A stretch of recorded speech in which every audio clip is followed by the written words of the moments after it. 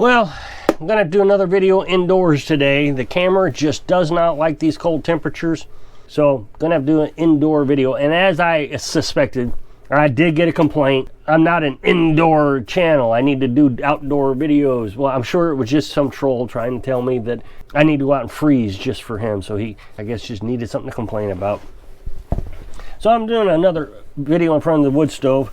The difference today is I don't have the flames going. I wanted to kind of demonstrate the coals. I don't know if you can actually see the coals in there. Maybe if I lift it up, you can see the coals. Those coals are going to last in these kind of temperatures about 3 or 4 hours. In these cold temperatures, I've said in the past, I only got to light the stove maybe 3 times a day when the temperatures are in the 20s, maybe the teens. But when you get down to these temperatures, I've been lighting it about every 5 hours. So about 5 times a day, which is about 5 logs. I mean, you know, good sized logs, I guess. I don't know. I mean, look how thin that is. I mean, my finger pretty much covers it up. The reason I talk about this is because I just hear nonstop complaining about the temperatures and how cold it is, and they can't keep up with the heat, and the furnace won't shut off. Some people are saying these are the coldest temperatures ever, and that's just not true. I remember the first year we were in this house, it was January, and the temperatures lasted over a week in the negatives. Did not come out of the negative temperatures. I'm not saying that we got extremely cold, like -10 or anything. I think we got to around -3 that year. Last year, we got down to -8. It was so cold that it broke the window in our house. It's a 2-pane window, and it broke the inner pane. Did it in the middle of the night while we were asleep. Here's a short clip of that. So here's the window. You can see maybe that it's frosty. This is a double pane window. The frost is not on this side, it's on the inside. And I guess is what happened, and I googled this, and it happens to a lot of homes, is that ice starts to constrict the glass, and it popped the glass right here. I don't know how well you can see it, but you can hear my fingernail running across it. So as you can see, the window's broke. That was a -8. This year, the lowest temperatures I've seen here is -6. That was on Sunday. I think this is Tuesday. Now today, I got up and it was like 0 degrees at 4:30. That being said, it did get down to -6 by, I think, 8 a.m. So it was dropping even though the sun was coming up. Now we're at 5 degrees. We're going to get pretty warm pretty quick. So hopefully tomorrow I'll be able to hook our water back up. I showed you a video a while back of me disconnecting the water tank because I didn't want the RV pump and the hoses and all that to freeze. But we still got water. As I said, our well still works, and I go out every day, fill up a bucket, hook up a hose when you take a shower with the water heater, just run the hose into the house. But the thing is we are not suffering at all. Granted, we have to go outside for a short burst of time. Carolyn has moved her kitchen back up to the back porch because the camper is just so cold and she's got to stay down there. So she moved it to the back porch, and so she comes in and out. It drops the temperature pretty fast in here. I think we were at 74 degrees when she started cooking, and when she got done cooking bacon and eggs, it was 60, I think 65. But I started the wood stove, and within a half hour, we're back up to 70-degree temperatures, which is very reasonable. Now we're at 88. This is the hottest we've been. I've been pretty good at keeping it right around 81 degrees, but it's at 88 degrees now. So I guess that's because the sun's coming out. We're not using that much firewood. I've been able to keep up with it. As you know, when we split the firewood originally and stacked it up so it would dry, we were running that old Franklin wood stove down there, and it took bigger logs than this does. Well, we didn't know what we were getting when we got this, or before we got this. So we cut everything, split everything to the Franklin wood stove, figured it was a good average size. But then when we got this just heats you out. It just absolutely heats you out. It's a very efficient wood stove. I talked about this at EPA certified wood stove. And then it's got all these fire bricks in there, and they're not really called fire bricks. I know that's what everybody's going to call them, but they're not fire bricks. There's some sort of insulation, some sort of, I don't know, space shuttle technology. Who knows what it is, but it holds that heat forever. I mean, here we're in this cold temperatures, and every year I hear complaining about the cold temperatures. Oh, I live in Canada, it's negative 50. You have no idea what it's like. Well, bring it on. I don't think I'd worry about it. Of course, we'd have to deal with the chickens and that kind of stuff, but that's all secondary. We're talking about keeping warm in the house. My furnace won't shut off. What am I going to do? Well, get a wood stove. I have watched videos of people saying their wood stoves don't keep up with their house. Well, you can get different size wood stoves. This one's actually a little big for us. But that being said, too big is better than too small. You can make your logs smaller. You don't have to put full-size logs in it. You got to think about how temperature works. The more fuel you put into something, the more heat you're going to get out of it. So less logs, less fuel, less heat. More logs, more heat. Even though we have a fairly large wood stove, we can control it just with the amount of firewood we put in it. Now, it does take some getting used to. It's taken me forever to figure this out. But I'm starting to get it. I mean, like I said, we got up to 88 today, but that sun shot out, and I think that helped us warm up a bit.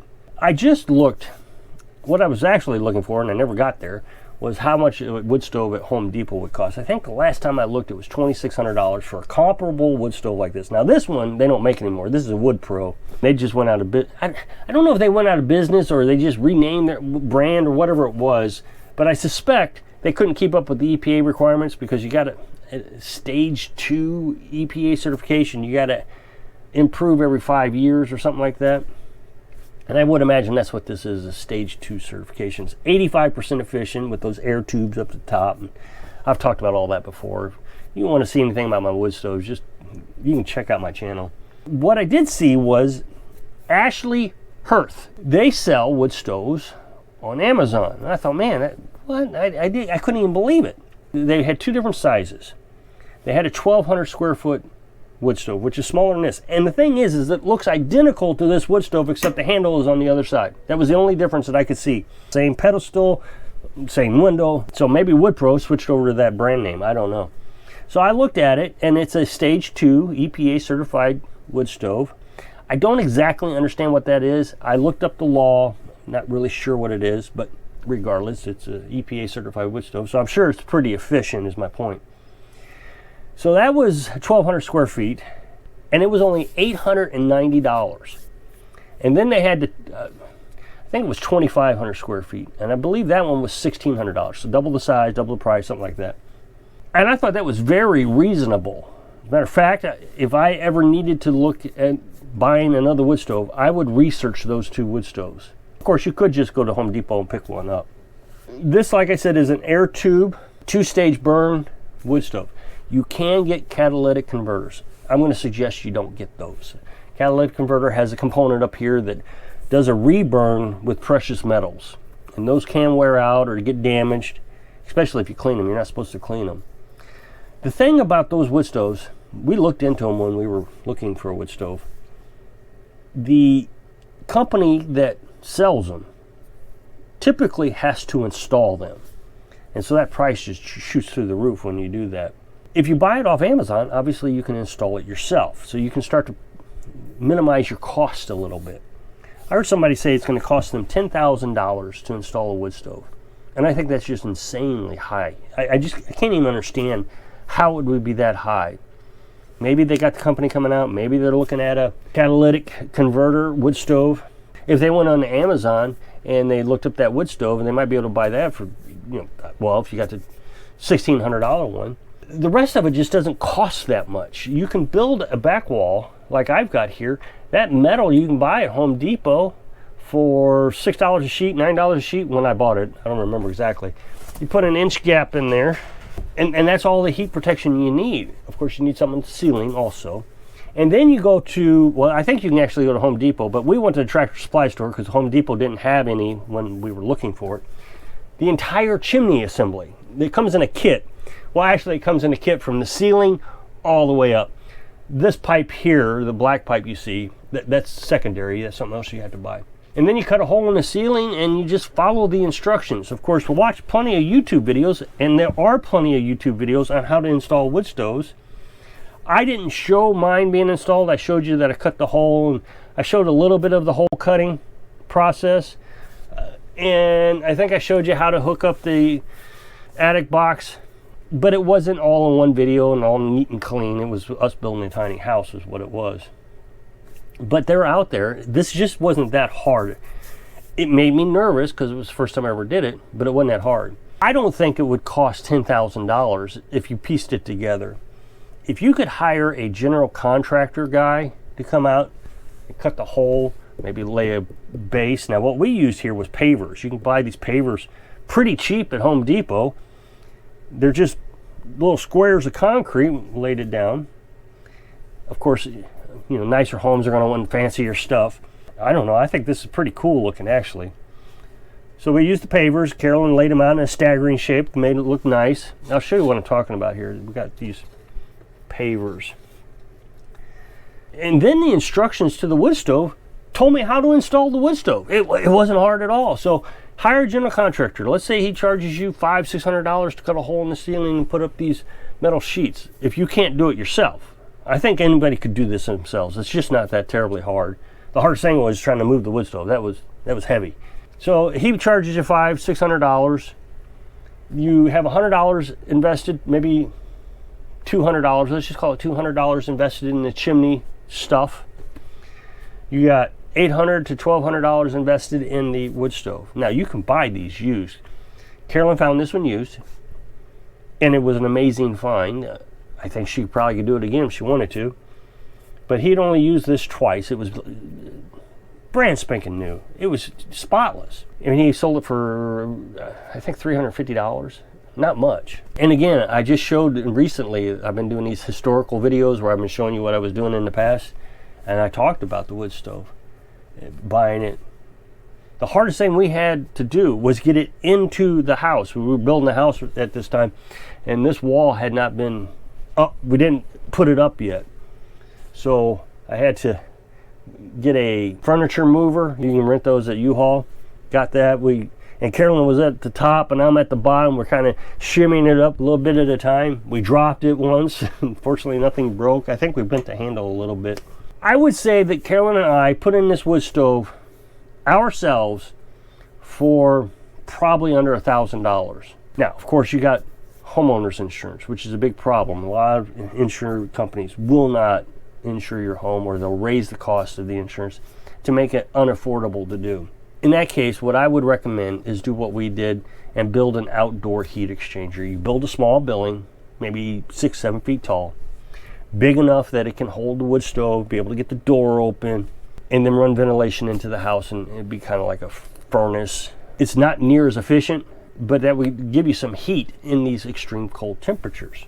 There's just no downside to wood stoves. Now I know people are saying, oh yes, there's downsides to wood stoves. You got to go out and cut the firewood. And it's messy. Look at all the ash you got around here. And you got to get up and you got to stoke the fire. And there's just all kinds of downsides. I'd rather have a furnace. Okay, I understand your point. But when your electric goes out and you don't have a furnace, is all this really that bad? No, it's not. There's no downside to having a wood stove as a backup heat source. You can go buy firewood. $150 to $300 for a cord of wood, depending on where you're at and what you're getting. Or you can do like we do, pick it up free. We'll just look at Facebook Marketplace, wait for someone to say, hey, we got free firewood, we'll go get it.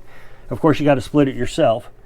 But I'm trying to talk in reasonable terms, that every time I talk about this stuff, everybody's got a reason why they can't do it. Oh, you don't understand. I work full time. Okay. It's a lot better than trying to figure out how you're going to heat your home when the electric goes out. Just got a comment on Facebook from somebody. Said there's a guy, he's in Joplin, Missouri, and his electric went out. And fortunately, he was watching my channel this year and thought, maybe I'll get a wood stove. So he went and got a wood stove. And now he's very grateful that he's been watching my channel and decided to install a wood stove. I've watched lots of videos of people just installing wood stoves themselves. It just isn't that hard to do. It's scary to think that you're going to do it, but it's not hard. If you don't want to go out and buy a wood stove that would heat your entire house, I kind of understand that.